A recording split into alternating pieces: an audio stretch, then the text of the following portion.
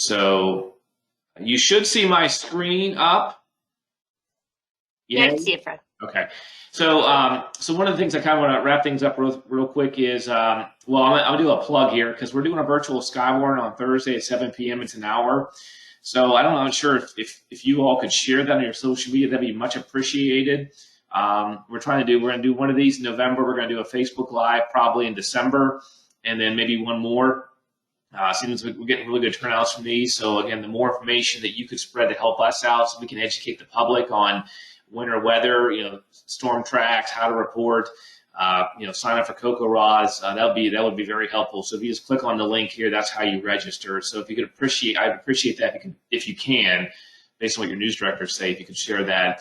And then lastly, also on our main page, there's a winter icon. Let me go back. This winter icon, which became active November 1st. This leads to a very popular web page. We have analytics. We track our web page hits just like you all do, and this is one of the top 3 sites that we have in our database for web page. And this is our prop snow page. Many of you all are familiar with it. Not a lot of changes this year versus last year, but again, this is a very good resource page. It's updated usually twice a day between 3 and 4 p.m. and a.m.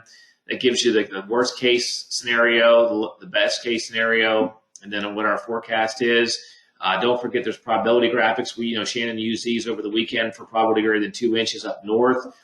These are very good as well. And then you come down to the bottom, there's tables outlined by every county. So if you're in the Youngstown market, the Johnstown, Altoona, the Wheeling, you have these for all your counties. Cleveland does this, Wilmington does this, Charleston, West Virginia does this, State College does this.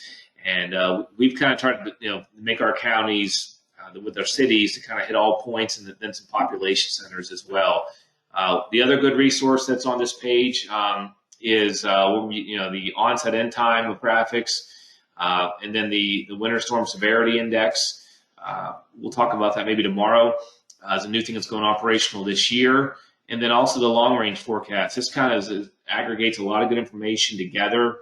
The outlook from WPC when they're predicting exceeding watch warning criteria from the local weather forecast offices. As you can see here on this day 5 winter outlook, the probability of exceeding a quarter inch of snow, which is essentially 3 inches, is very high across northern Montana.